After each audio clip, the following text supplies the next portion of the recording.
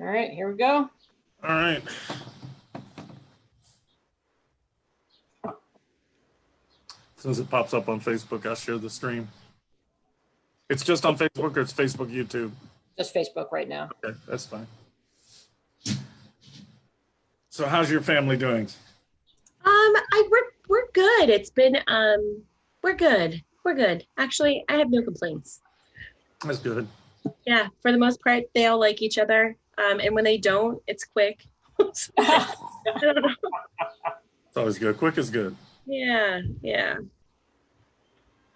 So welcome to Faith on Fridays. If you're jumping on Facebook, you can also come in the Zoom room like Tammy is with Pastor Chip and I as we gather. So it's become a really welcome part of the Friday routine to gather together in this way and see folks and talk. We've been talking about spiritual PPE going along with our teaching series and the different pieces of personal protection equipment that we've been putting on and how that's working for us. So it's interesting you said pieces of PPE because I was struck with your message, Terry. Really the whole focus around the gospel of peace, and that just kind of hasn't left me. As you said, was there more than one gospel? So I don't know, just I think it's starting us off and then flush out a little bit what was, you don't have to re-preach your message, but what you immersed in it, what was that gospel of peace? What is that because peace is such a word we throw around. You're a hippie, you guys used to go peace. What was it? Peace. Woodstock. Yeah, peace, love, and Woodstock, right? Yeah. But kind of the depth of it that really grabbed you, and then maybe some folks can start reacting on Facebook as well. Hey, Sandy Greenberg's with us. Good to see you, Pastor Sandy. Go ahead. With that passage, I didn't really go into it, but over the years, people have linked it. I think it's Isaiah 52:7. Beautiful are the feet of those who bring good news. And so some people have interpreted that passage of, Ephesians. And I'm just going to refer to that. Hold on here. I'm going to share screen for a second.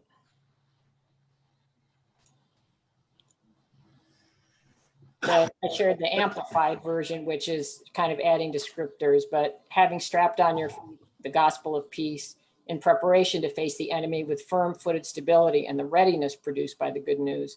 So while some people say that the gospel of peace is, that's people carrying the gospel to others, right?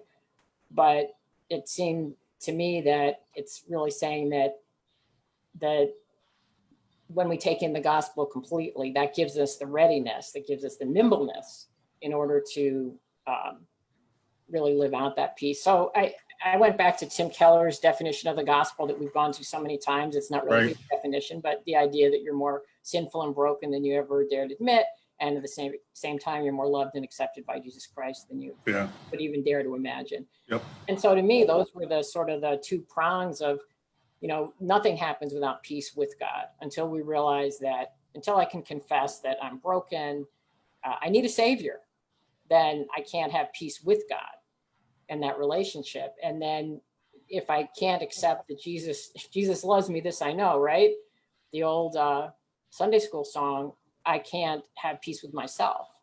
And so that's kind of where those are essential. And then if you have peace with God and with yourself, then I think you can really have peace with other people. Right. Because you're not trying to get your meaning from them. You're not trying to put somebody down so you can rise up. You're trying, and you have your security in God. You know that, I know I'm broken, so I can't say I'm better than anybody else. Right. And so that really gives me a posture of peace. And then you just live life from a much freer way. And of course, it's great for me to talk about it. It's a lot harder to live with that internal peace. And one thing I didn't share, which is kind of an illustration that I've used actually in funeral messages, but there's something, Tammy, I don't know if you've heard of it or others, that's called the cushion of the sea. And it's the concept underneath the waves are going and there's like all this movement and the fish and the whales and whatever in the ocean. But underneath all that, there's an immovable, just the ground of the sea, and that it never moves. It's never disturbed. And so that's an image for that deep, deep peace with God, so that you could be standing in the middle of a hurricane and have peace. And that's I think what that peace can be like. So when I use the image, describing that picture from the 1960s civil rights, the people protesting by sitting at a counter, pouring ketchup, getting sugar poured on them, and they're restraining themselves. It would be so easy to, punch somebody, right? And fight back. But they were exhibiting that sort of immovable internal peace that didn't have anything to do with their external situation, which is horrendous. And it's, it doesn't say we don't protest, as people have been doing, we have to take action. That's what they were doing. And it's not a namby-pamby, rainbow butterfly hippie peace. It's more born, it's a relational peace, because it's peace with God, it's peace with myself, and peace with yourself and peace with others. So it's relational, it's not abstract. That's good. Hey, just want to greet some of the folks, and you guys can jump in with us. I don't know if you want to post the Zoom link, Terry, but I see Mary with us. Good afternoon. Tracy, Corey Stanky, good to see you, sis. You can jump in. And Pastor Charlie is with us, one of my buds from the ministry that is in the cushion of the sea of retirement right now. I'm not bitter. But hey, if any of you want to jump in the Zoom room with Tammy and Terry and I, please do that. We're going to end. Terry preached on Sunday. We're on our series, Spiritual PPE, putting on our PPE, what Paul called the whole armor of God from Ephesians 6. And she talked about putting on for your shoes the gospel of peace. So we're talking about peace. Terry just was. I was making fun of her, as the former hippie with the run around with peace. But what are the real deep things that make for peace? And Terry just talked about the cushion of the sea, that beneath all of even beneath a hurricane, there's at some point a real calm that's at the center, no matter what, in that cushion of the sea. I think that's a great image, and we're all kind of looking for that. So you can, hey, Jasmine, good to see you. You guys can shout out in the chat. You can jump in the Zoom room with us. So I'm going to put Tammy on the spot because she came in. Now she's going to run out. No, but I mean, I guess, we're funny when you just jumped in. I'm like, how's your family doing? And as we've gone through all of this in our own homes, we've had to kind of be peacemakers, right? And I guess, what do you think what has brought you some peace, some sense of calm in the midst of some of the storms we've had going on? Just curious what you'd say. Yeah. So I think, and I don't know if this completely relates, but like whenever I start to feel really frustrated, and I am able to keep control of it, which isn't all the time, by the way. The thing that I kind of keep thinking about is like, there's been two routes. Like one is the thought of gratitude, right? Yeah. Like is bad. And that's relative, and it almost makes me feel bad to think that way. But like, hey, I have a house to live in.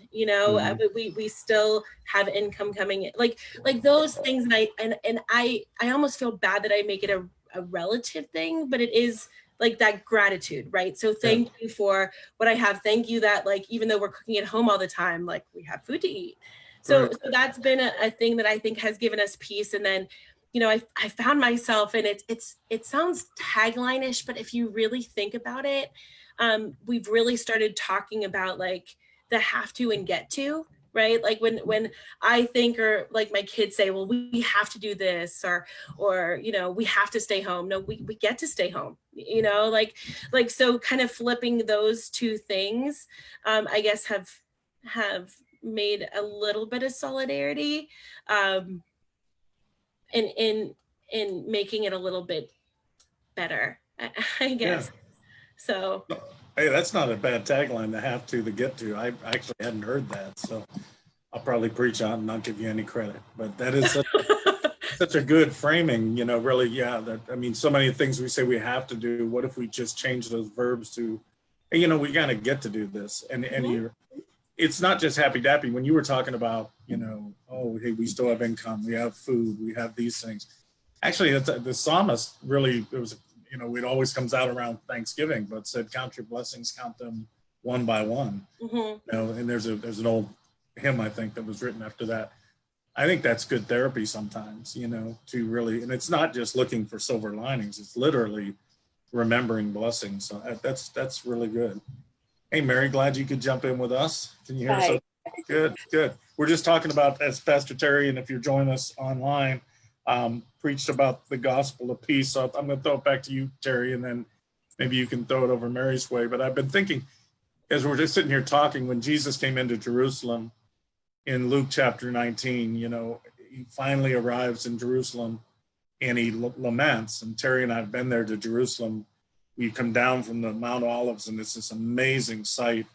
Maybe I'll look for a picture of it and pop it up as you're talking, Terry. But it's accredited the place where he just wept over the city. And it gives me chills when we've gone there. And Luke tells us that when he wept, he said, you know, Jerusalem, Jerusalem, if only you had known the things that make for peace. Like if only you had known the things that make for peace. So I guess that's what we're talking a little bit about. What are the things that help put on the gospel of peace, as Terry was preaching on Sunday for each one of us. So throwing it back to you, Terry, to talk about the things that make for peace for you right now. Welcome, Mary. And we love having folks join us in the Zoom room. We love having people joining us on Facebook Live, but it's good to have interaction. So we may call on you and, ask how you're doing in terms of what helps give you peace. And so I'll talk a little bit, and then Mary, I will pick on you a little bit. You can always say pass. So don't leave us. Don't be scared. It's just us, right? I'm not scared. But Kevin, when you're talking about the gratitude again, like that's filling yourself up with something, rather than having the sort of the angst and the emptiness. But for me, I was thinking today that one of the things that gets in the way for me having a sense of inner peace is I think I don't manage my the language of strengths, my achiever strength very well, because I always have something else I have to do and have to accomplish, and I don't feel like I can rest until I do that. And I know resting isn't the same as peace, but it's sort of that constant like fire in me that just I need to empty that out sometimes and then allow the peace to come in, because it's available to us, right? I mean, one of the things we've been saying about the spiritual PPE is God has already given it to us. We just have to put it on and receive it and apply that, which is always easier said than done. Mm-hmm. But yeah, I think I heard Ian Crone talks about Enneagram, which is another personality assessment that we haven't really delved in at Garfield. Here at Garfield, we've really looked at the strengths a lot, and now with the temperaments with Kathleen Edelman. I said this, you've heard that. It's been super helpful. But I heard Ian Crone talking, and he was saying that one of the things he does when he finds himself, going in a direction that takes him away from peace is the acronym is SNAP. So he just says, I stop. Like if I start to say shame, and I say, okay, I recognize shame right now. So I'm just going to stop and just notice it. And then, N is for notice what's going on inside of you. And you don't have to judge it. You don't have to evaluate it. You just acknowledge it. And then A is ask, and he says the questions that you would ask is, one, what am I believing right now? Right. The next question would be, is it true? So what am I believing? Is it true? And then what would my life look like right now if I chose to not believe that narrative anymore? So, and then the final one is pivot, or P for pivot, make a change, just pivot away. And he quotes Viktor Frankl, who wrote Man's Search for Meaning, and as saying that between the stimulus and the response, there's a space. And in that space is your freedom and your power. Right. So it's a pause. And so Ian Crone said, this could be 20 seconds. Like, it's not like you're going off into a cave to reflect about all this. But so, for example, I'll be a little confessional here. When Chip and I were first in ministry, when he first came to Garfield, I had a lot more self-doubt. Not that I'm not still, insecure and all those things, but I would get really self-critical and really be worried about how am I doing. And so Chip really helped me a lot, because we started labeling that voice, which is a voice of self-denigration, as Bad Terry. Bad Terry. I remember Bad Terry. So like if I'd start going down a road, he'd be like, yep, that's Bad Terry. Just tell her to go away. And, Yeah. we have, I remember I used to ask who I'm talking to. yeah. Terry or bad Terry?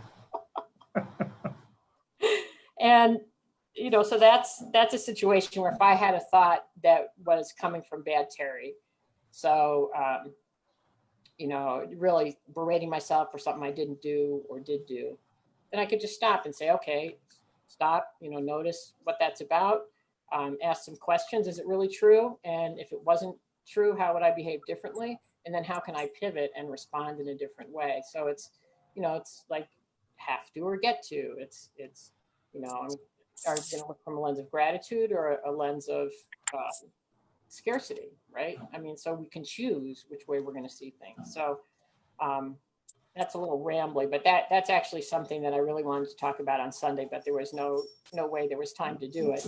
But that's I found was really helpful. So, Mary, any response on what gives you peace or how you see peace? Oh, what gives me peace is just knowing that God is present here, and also talking to my family. I don't know if y'all know, but I am Kurt's aunt. Oh, good. And I'm glad to meet you, Tip. I've heard a lot about you. Oh, so glad to know you. Now I can find out some of the real dirt on Kurt. You can find out. Well, I actually live in Jacksonville, Florida, so I haven't seen. Oh, wow. Good. But we do keep in touch, and I just talked to his parents yesterday. But that gives me peace, knowing that my family is well. And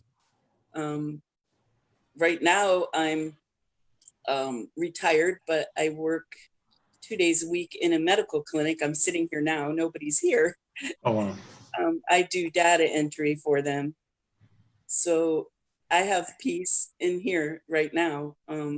In fact, when I come in, I don't turn on the light. I open the blind and let the light in from there, and sit in front of the computer. So, and reading my Bible and just being quiet. My husband works at night, so after he leaves, I get a little bit anxious because I'm there by myself with my dogs. But that's the time where I have that quiet time, and I can, focus on reading my Bible and focus on devotion.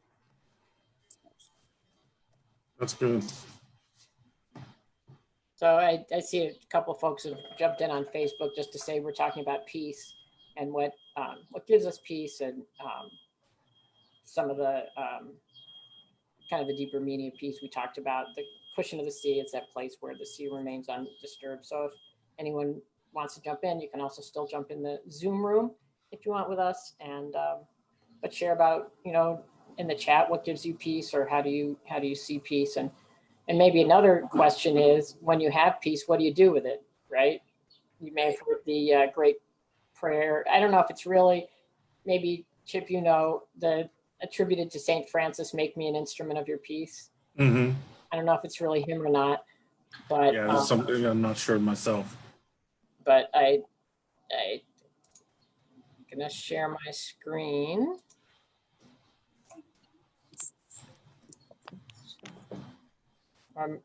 So he says, Lord, make me an instrument of your peace.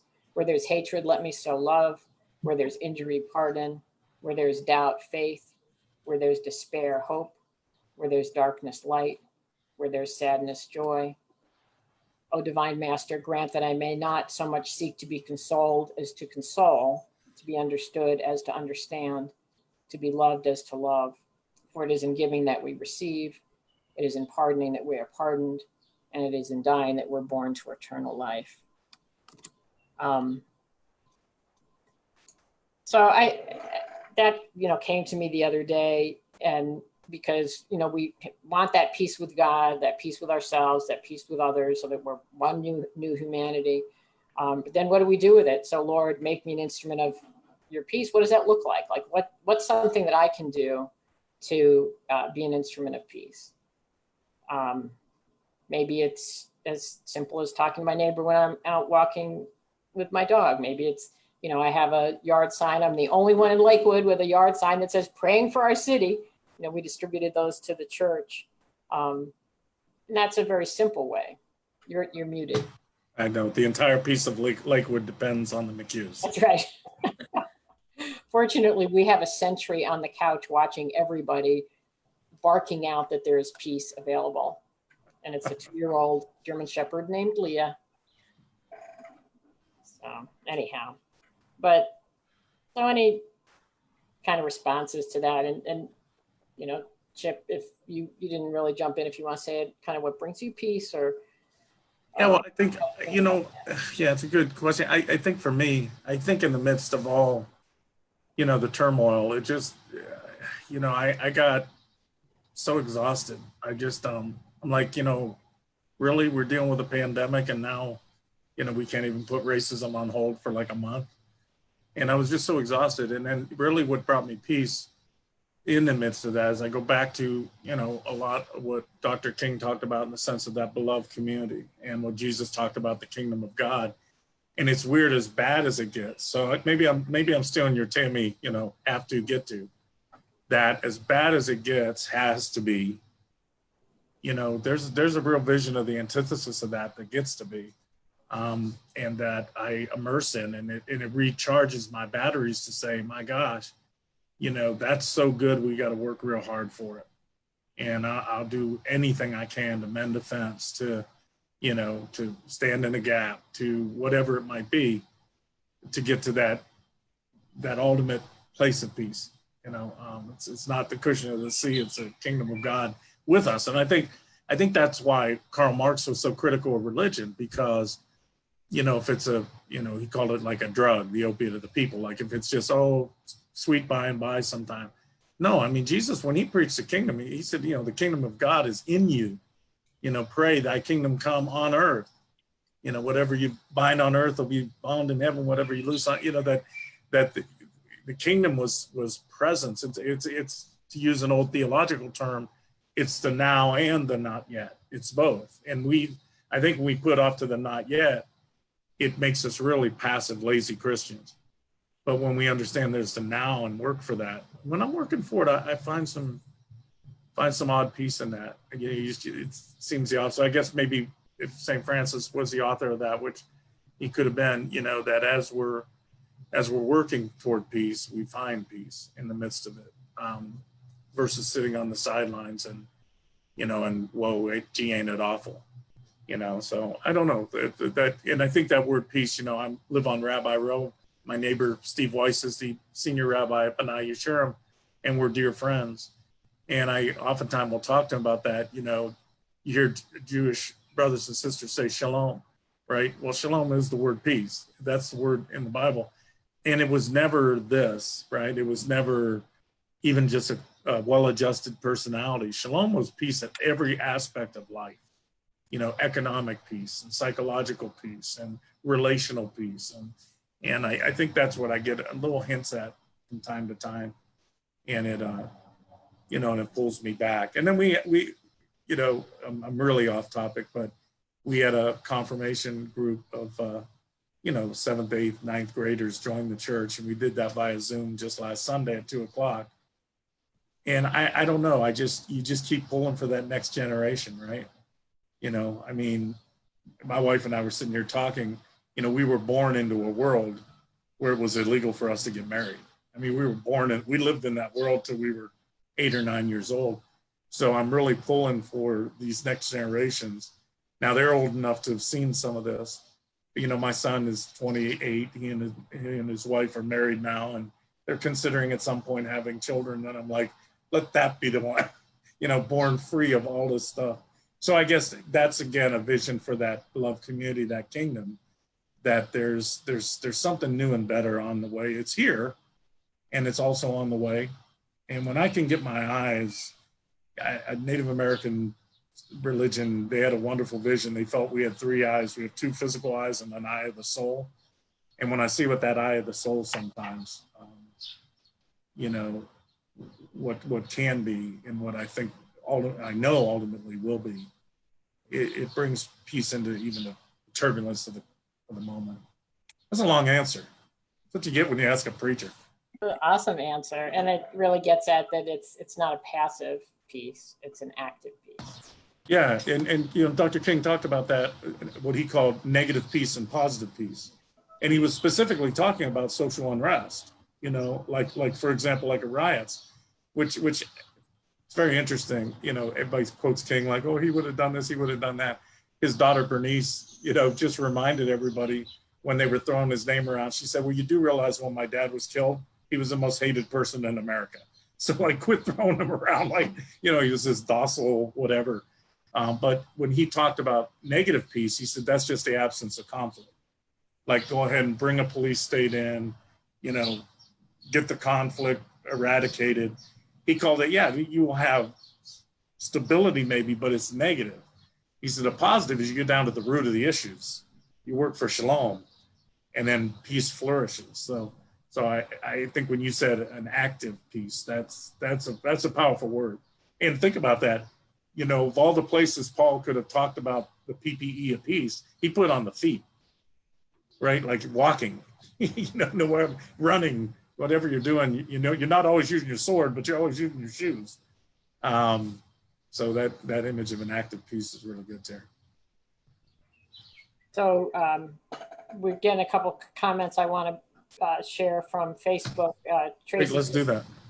Tracy says, in women's group we discussed, and they're doing a study of this spiritual armor, Ephesians 6. And instead of people saying no justice, no peace, we need to rethink it. If there is no peace, there will be no justice. Good word.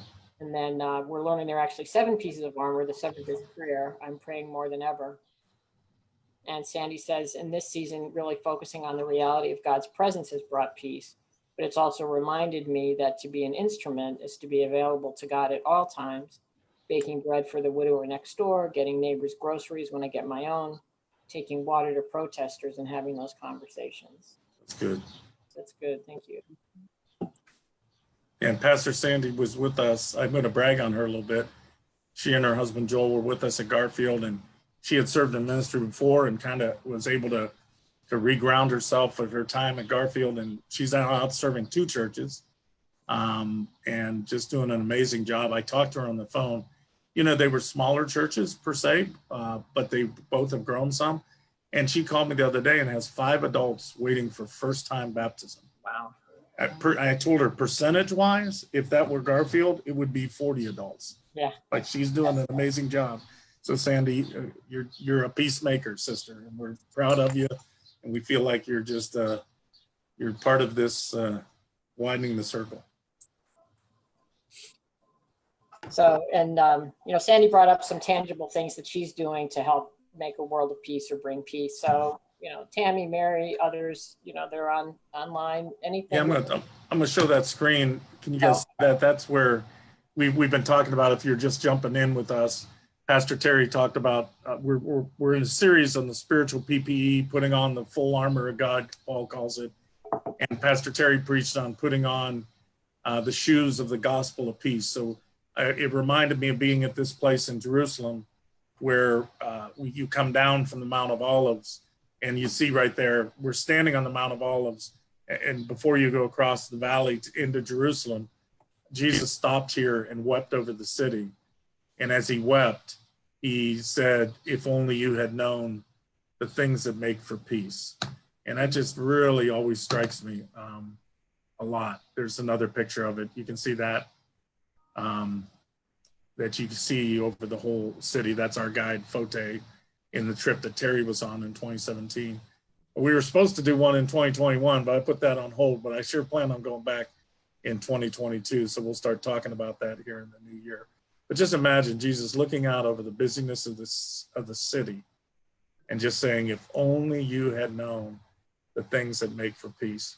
So we're talking about what are those things that make for peace in your life right now. You can throw them into the chat, or you can, jump in with us. The picture kind of gives me goosebumps, Terry. Doesn't it take you back? Yeah, it really does. And it's an amazing picture, and it's like, it really looks like that. You know what I mean? Like you see pictures in, I don't know, National Geographic, or dating myself there, but like when you're there, it really is that's what it looks like. Like, it's Yeah. amazing. And, you know, I think of Jesus weeping over Jerusalem and longing to gather the people as a mother hen gathers her chicks, and Yeah. that lament. And again, that we have, you know, God offers us everything and we refuse it, or we don't acknowledge it, or we don't see it, or we're blind to it, or we just don't care. But the, you know, yeah, the things that make for peace, we ignore them, and we just don't do it a lot of the time. But yet we have the invitation. So anyhow, I was trying to get another picture up there. I don't think it was up. Let me see if I can get it up. I didn't have this one up, did I? no, You can see that now? yeah, Yeah, that's a bigger look over the city. Sorry. I thought I flipped it and it kept on the same one. That's even more. You know, as I'm looking at this and I'm thinking of Jesus lamenting, right? And then that's a good word. You know, people have been saying in the midst of everything going on, it's good to lament. You know, Psalms were worship, right? They were worship songs. And I think it's close to a third of them, Terry, are Psalms of lament. So even just the act of lamenting sometimes is an act of worship. You know, we've talked about what are the things that make for peace for us. I guess if we get personal, and in the those of you want chat on Facebook as well, if Jesus was lamenting over Chip Freed's life, like, oh, Chip, I wish you knew this, that would make for peace for you. You know, it's kind of interesting to think about what, you know, we know what some of the things we've already learned, but what are the things we need to learn more of, right? And I think you called out mine, Terry, with the, you know, we did ministry by strengths, and I have a achiever strength also. And my achiever activator are the two strengths that when they're unmanaged, I get really burnt out. And achiever the dark side of achiever strength is you are what you do, right? Like, you're only as good as what you accomplish. And I still run into that daggone thing too many times. And I think if Jesus were to say to me, you know, you still got to get control of that horse, Chip, because you're not what you do. You know, you are who you are, you know, and you're precious in my sight, those kind of things. And for achiever strength, sometimes you really just got to put on the brakes and hear God say that. And it's really hard for me. In fact, that was the bad Chip, probably. You confessed bad Terry, because you used to say to me early on when we got rolling on this thing 16 years ago, you used to say, I just wish you would feel God's blessing, right? And I was like, get mad. Like, no, he's got better things to do.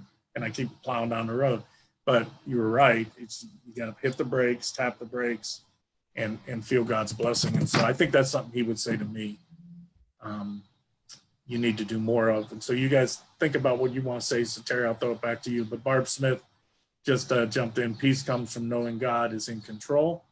Peace comes to me through my friends and family who constantly remind me of that fact. So yeah, that's what I was saying, Barb, that Pastor Terry used to do that with me. We need folks to kind of, you talk about being an instrument of peace. It's reflecting, you know, the peace is coming from God. Burn that light right back in our own eyes. So how would you address that, Terry? Like, what Jesus might be lamenting for you to know more peace?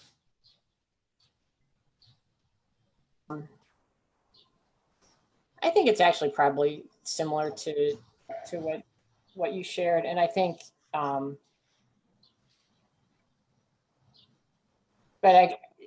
but also to just kind of let go of stuff like from the past, right? So I shared about my sort of fractious relationship with my stepmother on Sunday. You know, that my mom died when I was 11. My dad remarried when I was 15. I was all mad at her, and, you know, she did some stuff and I did some stuff, and it's complicated, but it's decades later. Like, why am I holding on to some of those things? Like, does she do things that annoy me still? Yeah.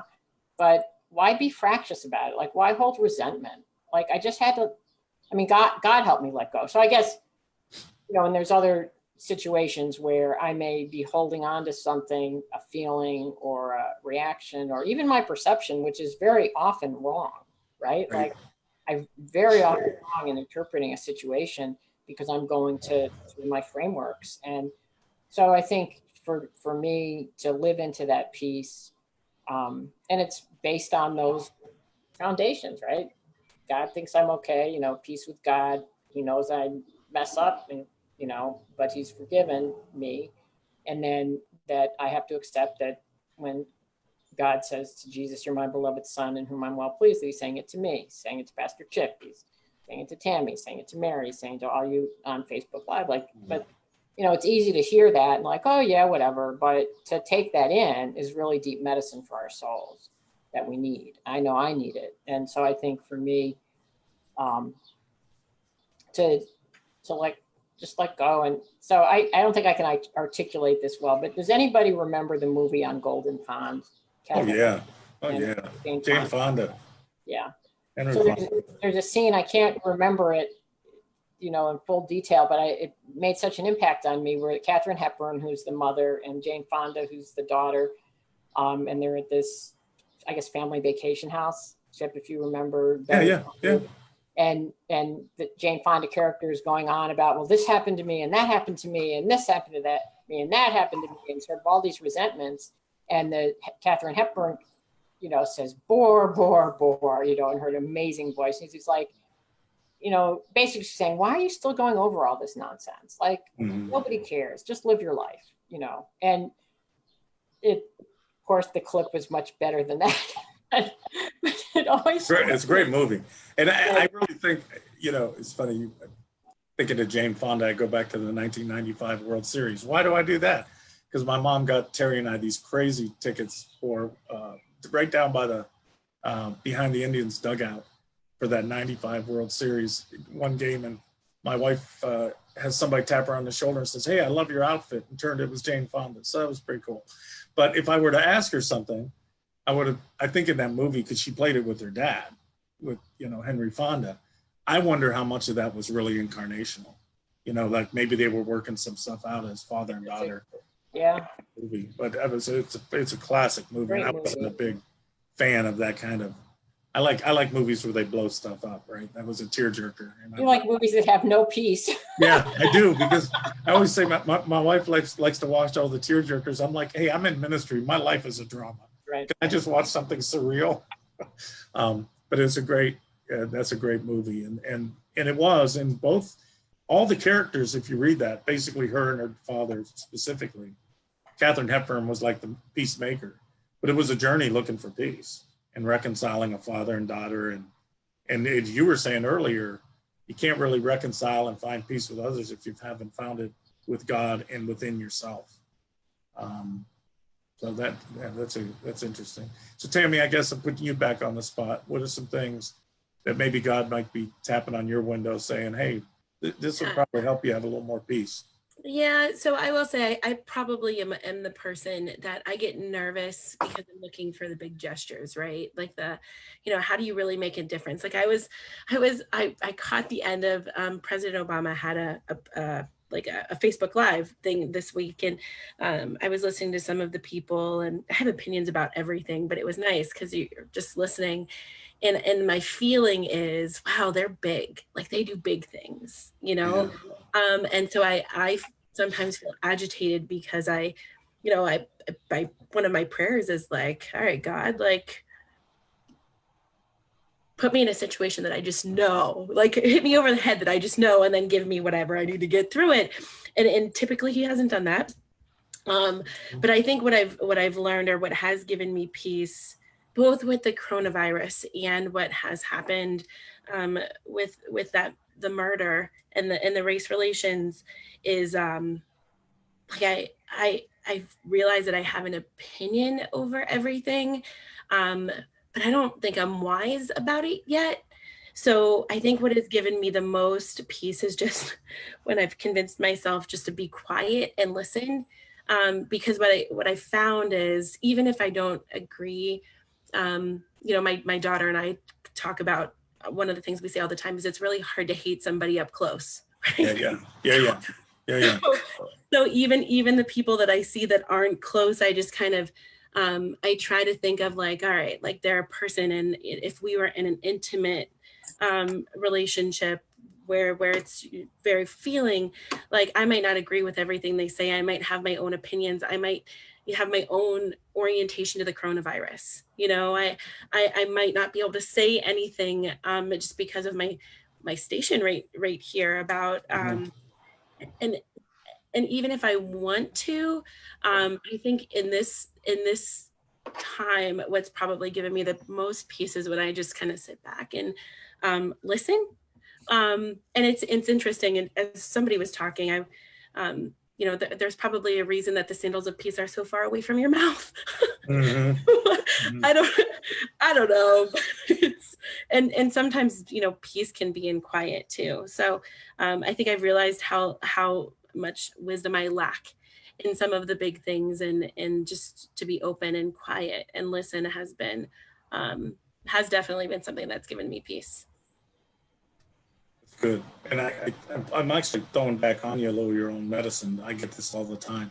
But when you were talking earlier about counting your blessings, I'm preaching on the shield of faith on Sunday, and just a little, I guess, tease for the message. That, when we're, one of the places we really need the shield of faith, when we're guarding ourselves against fiery darts usually come at us when we're doing something for God. And I immediately in that message said, now everybody's going to think, oh yeah, it's solving world hunger or something. No, it just might be mending a fence. I mean, I think when you say they're doing the big things, yeah, and I see that too. I get into that temptation. What have I done for God? I mean, Dr. King was 25 years old when he led the Montgomery bus boycott. Think about that, 25. And I'm like, have I done anything like that in my ministry? The truth is, the way the kingdom comes is in those inches. Just this morning, there was a friend on Facebook, has to be African-American woman, has attended Garfield many times. And she was just sharing this morning, she went on her walk, and there was an elderly white man that she had not seen in a long time that walks usually that way. She hadn't seen him for months and months, and she just stopped and said, hey, it's so good to see you. Like they'd never talked ever. I haven't seen you in so long. How are you doing? And it just floored the guy, that she talked to him. And regardless, I don't know if it's a race thing or whatever, but he got very weepy and he started to unload about his life. And he has Parkinson's now. And he handed out his shaking hand. And he said, I just want to shake your hand. And this is not the time we're supposed to shake hands. But she said, was just compelled to shake his hand. Probably put hand sanitizer on later. But and I thought in those kind of that moment of a shaky hand across those lines, who knows that isn't as big as leading the Montgomery bus boycott, and I think for you, like for me, with Achiever Tap the Brakes, sometimes I think, you got that big heart for the kingdom. Catch yourself building it, I think it would be real good medicine. Or last time you're going to come to a Zoom chat, and my lead pastor starts giving me medicine. There, you do this. Thus saith the Lord. I mean that in a very special way. Thank you. Chip, when I'm here at the medical clinic, when there are patients, a lot of times being the receptionist, I talk to the family members, or people that are waiting, and I find out more about them and sometimes their problems, Absolutely. And they open up to me. And when you said about not doing the real big things, but I think the little things are important for me too, that I can just in that day-to-day conversation make a difference for someone. Yeah, Mary, that is so good. That's so good because my wife is, everybody knows she's the real saint in this relationship, and just how big medicine she is for people in the church. And she's really had a calling. Like if I worked in a hospital, I'd just like to work in that reception kind of area. Because that's where real ministry happens. And so, they may be doing surgery in another room, and that's where they get the credit and the big bucks. But you're doing heart surgery right across that desk because people are very vulnerable. And I just think, going into a hospital, we have a member that's at the desk at Ahuja, and I walked in to go see somebody. It was very urgent, but it was just so good seeing her. And then afterwards, my wife and I just kind of sat there and talked. So that's a great illustration that surgery is not just happening in the operating room. And I grew up, my dad was a doctor and my mom was a nurse. So, and where we grew up in Aurora, I don't know if you're familiar with the area, but it was Yeah. real rural back then when we were growing up. My dad was the town doctor. And so people knocked on our door or called like it was we were 911, so we were taught how to answer the phone, and Wow. people would show up. In fact, one of the pastors from the church we attended showed up one night. He had been in a car accident and knocked at our back door. So, it's like, I think growing up with that, there was no, like, I don't want to, like, prejudiced, that Yeah. everybody needs help, Right. and I've grown up with that. And so it's been tough here. And Jacksonville, of course, is, we have our racial issues too. Yeah. And they said yesterday, one of the gentlemen said yesterday, like, it's time for us to quit talking, and start doing. And you mentioned that earlier about, let's put this piece in action now. That's right. Right. And get this straightened out so we don't have to deal. Because, I mean, we have not a killing every day, but somebody gets shot in Jacksonville almost every day. Mm-hmm. And so, it's been heartbreaking. And like Yeah. you said, with the pandemic going on, it's like, what else? We Right. don't need any more. We don't need any more conflict. Right. So, Yeah. Oh, that's good. You remind me of somebody that's been on call all your life. yeah, that's kind of Waiting for that phone to ring and that knock at the door. And that's good because it takes each one of us, I mean, Dr. King said something, I did all my dissertations on his writing. So it's not just the stuff that always gets publicized, but he said, we cannot wait for individual relationships to create systemic justice and transformation. But he said, ultimately, it won't finally come except through individual relationships. So, you couldn't wait for it, but all of us have a role in it. I think in the little places that we find ourselves able to be those peacemakers, to stay with Terry's theme of peace. Well, this has been rich, Terry. We probably should wrap it up, huh? Yeah, I think so. But as we were talking, it made me think that, so when we have small groups, Ministry by Strengths or anything, we always have God moments. And I suddenly thought maybe we should start having peacemaking moments, or, There you go. How have we put that in action, sort of as a companion question to be thinking about. And Kimberly Chapman-Wynn has led our multi-ethnic conversations, and she's going to be offering an online version very soon. And so it's another very tangible thing that folks can do. Awesome. I got even a bigger dream for that. I told her, stay tuned. And there's another teaser. There's a tease. So, here's the last teaser. Talk about peacemakers. We've got Inez yes. Vasquez McBride coming in at 5:00. I'm so excited. She's been part of the Mosaics movement, raised in Nicaragua during the Sandinista uprisings, and she's got stories from that. Lost her mom in a plane crash there that I think was suspected of being shot down. Probably around your age, Terry. I think when you lost your mom, around 11, but came to America, and she's on her second now planting a multi-ethnic church in California. And she's just got such a testimony. This is the first I'm really going to have, I've met Inez just by being speakers with Mosaics, but it's been more like, oh, hi, how are you? I just can't wait to hear her story. And she's going to bring us, I think, some great insights. So be sure to tune in at 5, all of you who are out there, 5 p.m. Yeah, so it's been, like Pastor Chip said, it's been really rich being together. Thank you. It really, we love it when people come into the room. I know it can be a little intimidating, but it helps it be a conversation, and then those of you chiming in on Facebook. So we really appreciate that. And come back at 5, and don't miss Pastor Chip's message on Sunday with the Shield of Faith, because I had a sneak preview and it's pretty amazing. So anyhow. And Mary's got to email me some behind the scenes information about Pastor Kurt. So that's all good. Well, give my love to him.